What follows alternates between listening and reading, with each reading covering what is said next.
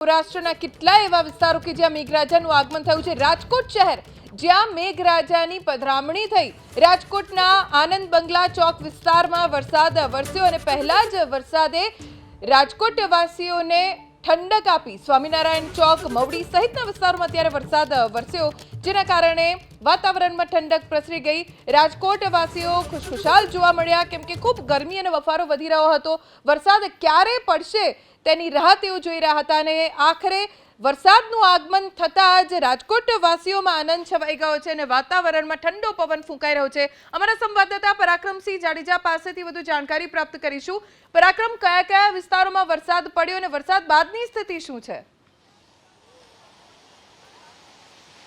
ચોક્કસ રાજકોટ શહેરની અંદર અત્યારે ધીમી ધારે વરસાદ શરૂ થયો છે। આમ તો આખા રાજકોટની અંદર આ રીતે ધીમી ધારે વરસાદ શરૂ થયો છે। આ તરફ આનંદ બંગલા ચોક મવડી વિસ્તાર, આ તરફ રેલનગર અને આસપાસના ગ્રામ્ય વિસ્તાર, અત્યારે આપણે યાજ્ઞિક રોડ અને આસપાસના જે ગ્રામ્ય વિસ્તાર છે ત્યાં દ્રશ્યો આપણે બતાવી રહ્યા છીએ। તો બીજી તરફ ગોંડલ અને આસપાસના જે અલગ અલગ ગામડાઓ છે ત્યાં પણ વરસાદ છે। નાના ઉંબાડા, મોટા ઉંબાડા, અનીડા, વાછરા સહિતના જે અલગ અલગ ગ્રામ્ય વિસ્તાર છે ત્યાં પણ વરસાદના સમાચાર છે।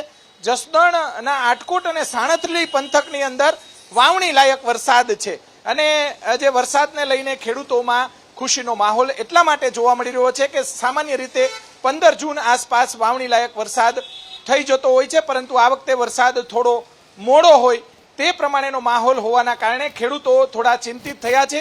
અત્યાર સુધીમાં પડધરી અને આસપાસના જે ગ્રામ્ય વિસ્તાર છે, લોધિકાના અમુક ગામડાઓ છે ત્યાં વરસાદ છે અને જે જસદણ અને આસપાસના ગ્રામ્ય વિસ્તારમાં થોડો વરસાદ છે।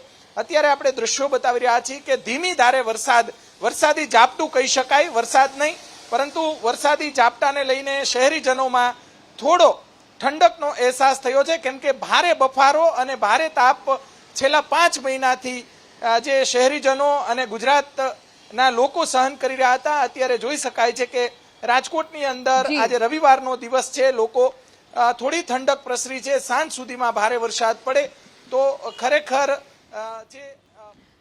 જી ઓકે પરાક્રમ, આભાર જાણકારી આપવા માટે। તો રાજકોટના શહેરી વિસ્તારોની સાથે સાથે ગોંડલ તાલુકામાં પણ મેઘમહેર થઈ છે અને ખેડૂતો સૌથી વધારે ખુશ છે આ વરસાદના આગમનની સાથે। નાગડકા, મહિકા, ગુંદાળા સહિત જે આસપાસના ગ્રામ્ય વિસ્તારો છે ત્યાં વરસાદી માહોલ જામ્યો છે અને આવો વરસાદ અવિરત રહે તો ખેડૂતો વાવણી કરી શકે તેવું છે।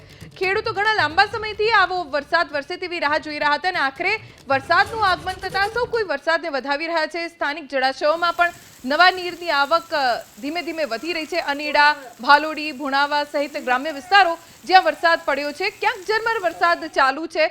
ગ્રામ્ય વિસ્તારોમાં વરસાદ ધોધમાર વરસે તેવી અપેક્ષા છે। ગોંડલના ગ્રામ્ય વિસ્તારોમાં ધોધમાર વરસાદ તેજ પવન સાથે પડી રહ્યો છે। હવામાન વિભાગની પણ આગાહી હતી, એ જ મુજબ વરસાદનું જોર પણ જોવા મળી રહ્યું છે। પવન પણ તેજ ફૂંકાઈ રહ્યો છે તો સાથે સાથે વરસાદનું જોર પણ વધુ જોવા મળી રહ્યું છે। ખેતરોમાં ખેડૂતોએ વાવણીની શરૂઆત કરી દીધી છે। 15 જૂને વિધિવત રીતે બેસતું હોય છે ચોમાસું, પરંતુ આ વખતે ચોમાસું તો જલ્દી ગુજરાતમાં પ્રવેશ્યું પણ નવસારીમાં અટકી ગયું હતું અને ત્યારબાદ હવે હવામાન વિભાગની આગાહી મુજબ જ ચોમાસું ધીમે ધીમે આગળ વધતા વરસાદ પણ સારો વરસી રહ્યો છે।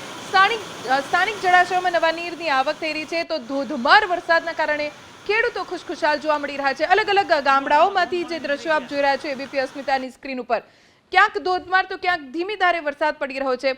રાજકોટના જેતપુરના ગ્રામ્ય વિસ્તારોમાં પણ વરસાદ પડ્યો છે। જેતપુરના ખેડૂતો પણ ખુશખુશાલ થઈ ગયા છે કારણ કે વરસાદનું આગમન તેમના વિસ્તારમાં થઈ ગયું છે।